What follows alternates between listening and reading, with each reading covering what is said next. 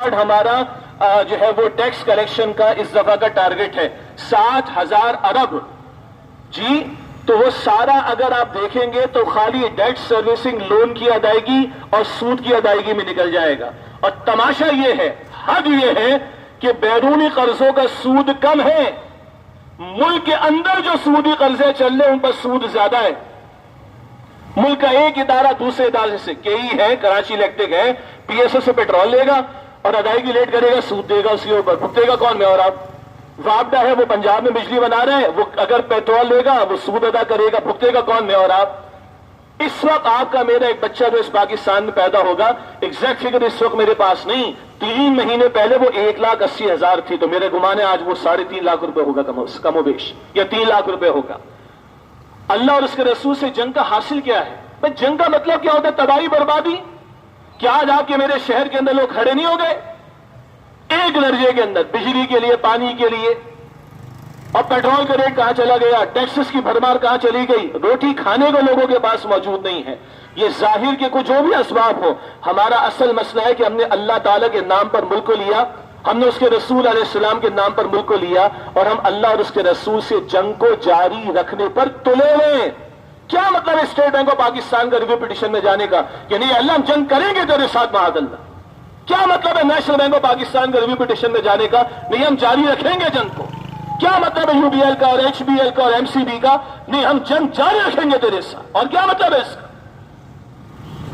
یہ 50-60 برس میں ساری تفصیلات کے ساتھ وضاحت ہو چکی ہے. واٹ از ربا؟ ربا کیا ہے؟ یہ بینک انٹرسٹ وہی ربا جو دین نے منع کیا ہے، مگر وہی لنگر آن کرنا، عدالتی کارروائی کے اندر تاخیر کا معاملہ، کبھی بینچ کا نہ بنایا جانا، بینچ کا ٹوٹ جانا، بینچ کا ختم ہو جانا، ریویو پٹیشن کا چلے جانا، یہ بحثیں اور وہ بحثیں.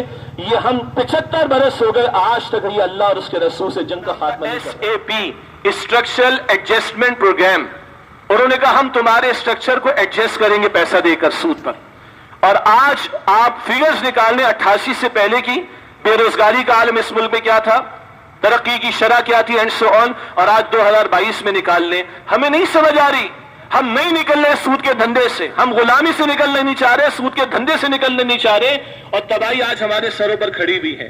لیکن وہی عقل کے تجزیے ہیں، وہی پیٹ کے راستے سے سوچنے کی بات ہے، وہی جسم کے ہے کہ یا ایھا الذین آمنوا اتقوا اللہ وذروا ما بقی من الربا ان کنتم مؤمنین. سورہ البقرہ آیت نمبر 278.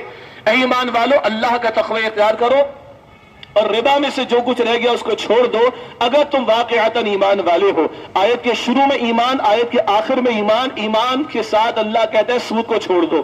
یہ سود اور ایمان ایک جگہ جمع نہیں ہو سکتے. یہ آیت ہے سورہ البقرہ آیت نمبر 278. اور اگلی ہے جس کا ذکر بار بار آیا کہ یہ سود کے معاملات کو نہیں چھوڑتے تو اللہ تعالیٰ اس کے رسول علیہ السلام سے جنگ کے لیے تیار ہو جاؤ. اچھی طرح جان لیں ہمارا اصل مسئلہ کیا ہے. ہم اللہ کے ساتھ مخلص ہوں گے، اللہ کے ساتھ کمیٹڈ ہوں گے، اللہ کے ساتھ وفادار ہوں گے، اللہ کی فرما برداری پر آئیں گے، ہمارے معاملات سدھریں گے. اس سے کمتر پر ہمارے معاملات نہیں سدھر سکتے. اپنی امت پر قیاس اقوام مغرب سے نہ کر، خاص ہے ترکیب میں قوم رسول ہاشمی صلی اللہ علیہ وسلم. یہاں ہم اس بات کا بھی اعادہ کرنا چاہتے ہیں، اس ملک کو ہم نے اسلام کے نام پر لیا. اسلام آتا ہے تو یہ ملک بچے گا، اسلام آتا ہے یہ ملک مستحکم رہے گا، اسلام آتا ہے تو اللہ کی رحمتیں آئیں گی، اسلام آتا ہے اللہ کی برکتیں آئیں گی. اللہ قرآن میں فرماتا ہے، سورۃ الاعراف کی آیت نمبر 96 ہے، وَلَوْ أَنَّ أَهْلَ الْقُرَىٰ آمَنُوا وَاتَّقَوْا لَفَتَحْنَا عَلَيْهِمْ بَرَكَاتٍ مِنَ السَّمَاءِ وَالْأَرْضِ. اگر بستیوں والے ایمان لاتے، تقویٰ کی روش پر آتے، گناہوں کو چھوڑتے، آسمان سے بھی ہم برکتیں دیتے، زمین سے بھی برکتیں عطا فرماتے.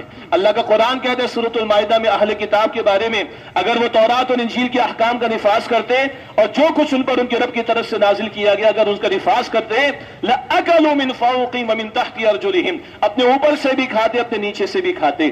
ماننے والے جو کتاب کے ماننے والے، پیغمبر کے ماننے والے ہوں، ان کا معاملہ جدا ہے بقیہ لوگوں کے مقابلے میں. ورنہ محلات اور نہریں اور اقتدار اور کرسی اور افواج اللہ نے فرعون کو بھی دے دیے تھے، نمرود کو بھی بادشاہ دے دی تھی. لیکن ماننے والے جب اللہ کے ساتھ مخلص ہوں گے، اللہ تعالیٰ کی ماننے پر آئیں گے، اللہ آسمان سے بھی برکتیں عطا فرمائے گا، اللہ زمین سے بھی برکتیں عطا فرمائے گا.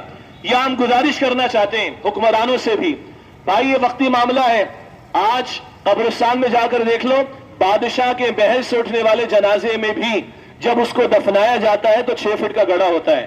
اور کفن میں جیب بھی نہیں ہوتی، نہ ڈالر جائے گا، نہ پاؤنڈ اسٹرلنگ جائے گا، نہ کوئی محل جائے گا، نہ کوئی یہاں کی جائیداد تو کوئی باہر کی جائیداد. ہر ایک نے مرنا ہے کہ اللہ تعالیٰ کے حضور جواب دہی کے لیے حاضر ہونا ہے. یہ کرسی خدا جس کو بچانے کی خاطر کوئی قوم کا سودا کرتا ہے، کوئی امریکہ کو خوش کرنے کی کوشش کرتا ہے، اور کوئی بڑے خوشی سے نعرے لگاتا ہے، چاہے ہمارے chief of the army staff ہو، چاہے ہماری اپوزیشن کا عمران خان ہو، چاہے ہمارے اس وقت کے شہباز شریف ہو، سارے بڑے خوش ہیں جناب ہم گرے لسٹ باہر آ رہے ہیں. وہ اپوزیشن کہتی ہے ہمارا رول ہے، حکمراں کہتے ہیں ہمارا رول ہے، جی ایس یو کہتے نہیں ہم نے سیل بنا رکھا ہے. یعنی غلام ابن غلام بننے کے لیے سارے تیار ہیں جی، غلاموں کے سامنے، محتاجوں کے سامنے جھکنے کے لیے سارے تیار ہیں، مگر اللہ تعالیٰ کے ساتھ جنگ ختم کرنے کے لیے کوئی تیار نہیں ہو رہا. سوچیں ذرا، اللہ کے ساتھ جنگ کی حالت میں ہو، اللہ کے رسول علیہ السلام کے ساتھ جنگ کی حالت میں ہو، اللہ کی رحمتیں آنی، اللہ کی برکتیں آنی، خوشحالی آنی، ترقی ہونی، سوال ہی پیدا نہیں ہوتا، سوال ہی پیدا نہیں ہوتا. اللہ تعالیٰ ہمارے حکمرانوں کو سمجھ عطا فرمائے. یہ کرسی قدار وقتی ہے بھائی، مرنے کے بعد اللہ تعالیٰ کی طرف لوٹ کر آپ نے، میں نے، ہم سب نے جانا ہے. ہماری دینی جماعتیں ذکر کرنا چاہوں گا، مولانا فضل الرحمان صاحب کا ذکر کرنا چاہوں گا.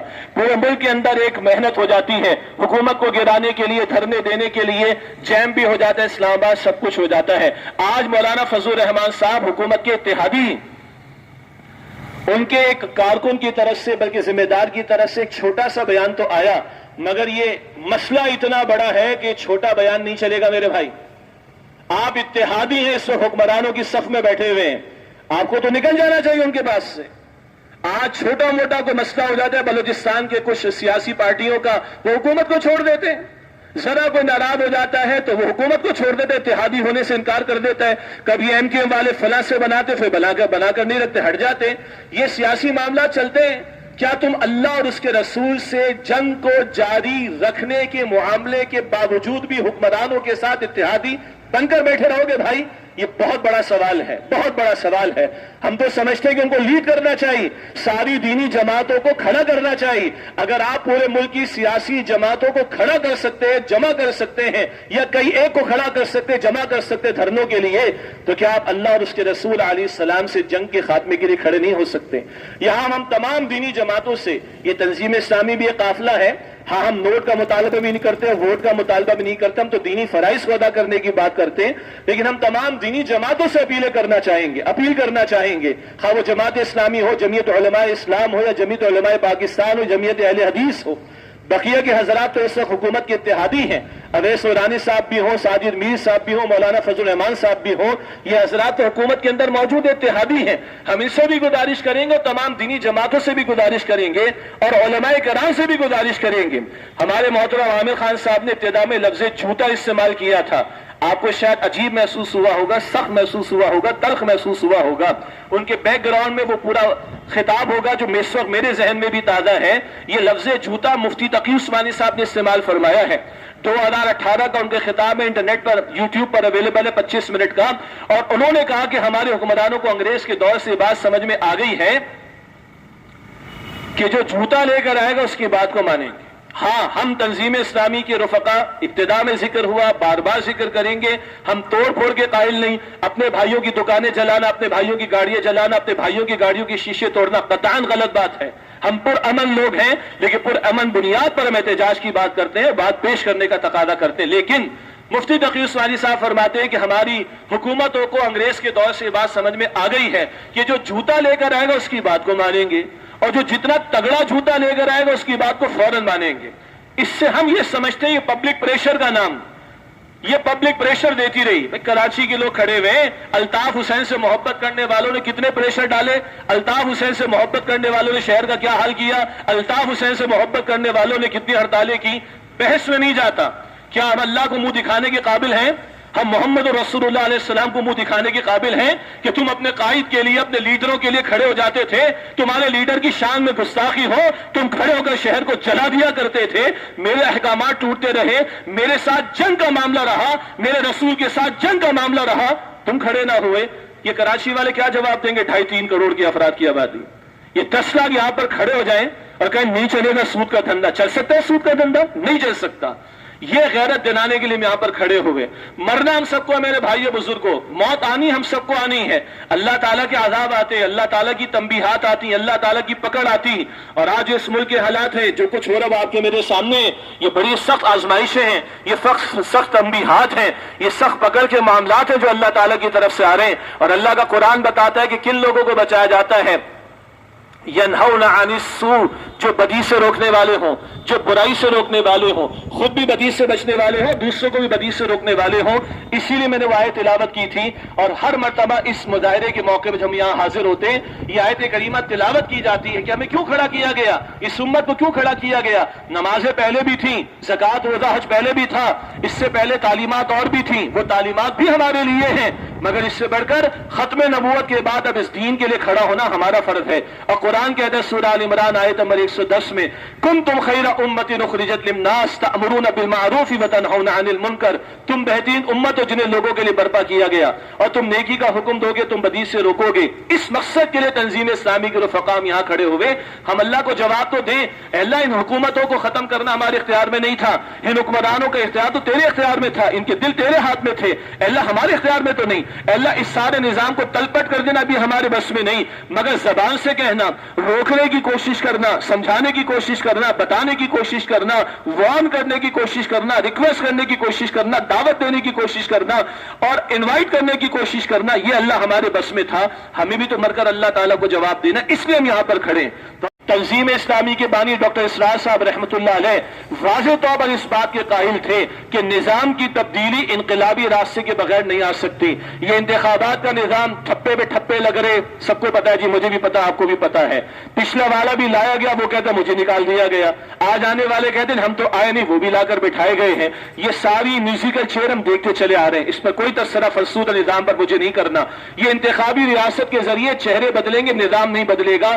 نظام بدلے گا انقلابی جد و جہد کے ذریعے سے. وہ ایک پورا ہمارا مستقل لائے عمل ہے. اور جن کو دلچسپی ہو وہ بانی تنظیم اسلامی ڈاکٹر اسرار صاحب رحمۃ اللہ علیہ کا خطاب سنے، جس کا عنوان ہے رسول انقلاب کا طریق انقلاب صلی اللہ علیہ وسلم. لیکن وہ بھی فرماتے تھے کہ جب ہم کوئی تحریک برپا کریں تو کسی متفق علیہ منکر، یعنی ایسا منکر، ایسا کام جس سے شریعت منع کرتی ہے کہ وہ متفق علیہ ہو، اگریڈ اپون ہو، جس میں کسی کا اختلاف نہیں. یہ سود کا حرام ہونا، نہ دیوبندی کا اختلاف، نہ بریلوی کا اختلاف، نہ اہل الحدیث کا اختلاف، نہ سنی کا، نہ شیعہ کا، کسی کا نہیں. تو کیوں نہ ہماری دینی جماعتیں اور ہمارے دینی حضرات اور ہمارے ائمہ مساجد اور ہمارے علماء کرام اور ہمارے مدارس کے حضرات اس ایک نقطے پر کھڑے ہو جائیں، کوئی لائے عمل طے کر لیں اور اپنا پریشر گروپ ڈیولپ کریں اور اپنا پریشر حکمرانوں پر ڈالنے کی کوشش کریں. ہم اپنے اور مطالبات کے لیے بھی کھڑے ہوتے ہیں، ہم سڑکیں بلاک کرتے ہیں، ہم ہڑتالیں کرتے ہیں، ہم جلوس نکالتے ہیں، ہم حکمرانوں سے ملتے ہیں. کیا اللہ تعالیٰ اور اس کے رسول سے جنگ کے خاتمے کے لیے ہم کھڑے ہوں گے یا نہیں؟ یہ ہماری دعوت ہے اس مقام پر. دینی جماعتوں کے لیے بھی ہمارے صحافی بھائی موجود ہیں، یہ ہمارے بھائی ہیں. اور بہرحال اس وقت صحافت ایک ذریعہ ہے بات کو نہ صرف یہ کہ پہنچانے کا، معافی ضمیر یا مدعا کو نہ صرف یہ بیان کرنے کا، بلکہ پبلک کا اوپینین بنانے کا. آپ جانتے ہیں بڑے بڑے میڈیا ہاؤسز ہیں اور ان کے پیچھے سیاسی جماعتیں ہوا کرتی، کہیں حکمراں، کہیں اپوزیشن، کہیں فلاں جماعت، کہیں فلاں جماعت. آج ان سیاست دانوں کو بھی پتا ہے کہ یہ صحافت کا شعبہ ایک بہرحال بڑا ستون ہے ریاست کا، جہاں پبلک اوپینین بنایا جاتا ہے، ڈیولپ کیا جاتا ہے، مولڈ بھی کیا جاتا ہے، اس سے آگے بھی بڑھ کر کچھ کیا جاتا ہے. تو ہم اپنے صحافی بھائیوں سے، ہمارے اخبار کے مالکان سے، ہمارے میڈیا چینل کے اونر سے اور میڈیا ہاؤسز سے، مسلمان ہیں نا بھائی سب، باقی سارے کام اپنی جگہ پر، یہ اللہ کا حکم سمجھ کر اور اپنا دینی فریضہ سمجھ کر اس بات کو خدا را آگے بڑھائی. آپ کے پاس قلم ہے اور آج آپ کے پاس ٹیکنالوجی ہے، آج آپ کے پاس، ہمیں معلوم ہے میڈیا میں ہم آتے جاتے رہتے ہیں کہ پیچھے ایک آدھے گھنٹے کا پروگرام پریزنٹ کرنے کے لیے کتنا دماغ لگتا ہے، کتنی انٹلیکٹ استعمال ہوتی ہے، کتنے ریسورسز استعمال ہوتی ہیں اور کتنے ڈسکشنز ہوا کرتے ہیں. تو خدا را اللہ سے جنگ ختم کرنے کے لیے اور اللہ کے رسول علیہ السلام سے جنگ ختم کرنے کے لیے خدا را اپنا حصہ ادا کریں. یہ ہماری صحافی بھائیوں سے گزارش ہے. ہمیں کوئی شوق نہیں کہ ہماری تصویریں کھینچی جائیں، ہمیں کوئی شوق نہیں کہ اب ہماری ویڈیو بنا کر اپلوڈ کریں، نہیں، ہمیں احساس ہے کہ ہم نے اپنے فرض کو ادا کرنا ہے اور بھارت اس وقت ایک یہ میڈیم ہے کہ پریس کلب پر آ کر اپنی باتیں بیان کر سکتے ہیں. اور میں شکریہ ادا کرتا ہوں ہمارے پریس کلب کے ساتھیوں کا جو ذمہ داران ہیں, اور انہوں نے دعوت دی ہے کہ اس گفتگو کے بعد مجھے اندر بھی جا کر ان سے کچھ گفتگو کرنی ہے. اللہ جزائے خیر دے, محبت کرتے ہیں, اور ہماری محبت صرف دین کی نسبت سے. ایک لفظ استعمال ہوتا ہے, ہم وہ والے نہیں, نہ لفافے والے ہیں نہ کچھ اور والے ہیں. ہم اللہ کے ساتھ مخلص, اللہ میں اخلاص عطا فرمائے, اور اندر بھائیوں نے اخلاص کے ساتھ ہمیں دعوت دی انشاءاللہ, ان سے بھی ہم ملاقات کریں گے, اور ہمارے رفقا پھر ایک ریلی کی شکل میں آگے یہاں سے روانہ بھی انشاءاللہ تعالی ہوں گے. اور سچی بات یہ ہے, نہ کہیں جہاں میں اما ملی, جو اما ملی تو کہاں ملی, میرے جرم خانہ خراب کو تیرے عفو بندہ نواز میں. ہم پریشان ہو چکے ہیں, I M F, world bank غلام ابن غلام بنے ہوئے. دنیا کے چھوٹے چھوٹے ملکوں نے آنکھوں میں آنکھیں ڈال کر بات کر لی, جا کے تھوڑا ریکارڈ چیک کر لیجئے. ارجنٹائن نے, ایکواڈور نے, برازیل جیسے چھوٹے ملکوں نے ری سکیجول کروائے ہیں اپنے قرضے ان آئی ایم ایف جیسی ایجنسیز سے. ہم کیوں بات نہیں کر سکتے؟ ہمارے حکمرانوں کے پاس تو بڑا زبردست موقع ہے. اللہ کی عدالت کا تو فیصلہ ہے ہی ہے, مگر آپ کی ہماری وفاقی شرعی عدالت کا فیصلہ بھی آ گیا, اور اس وقت تو پارلیمنٹ میں بڑی خاموشی ہے. بیٹھ کے بل پاس کرا لو اس سود کے خاتمے کے لیے, اور جاؤ I M F world bank سے بات کرو. ہماری عدالت بھی منع کرتی ہے, ہماری پارلیمنٹ بھی منع کرتی ہے, اور نیگوشیٹ کرو کس بیسس پر ری سکیجول کیا جا سکتا ہے.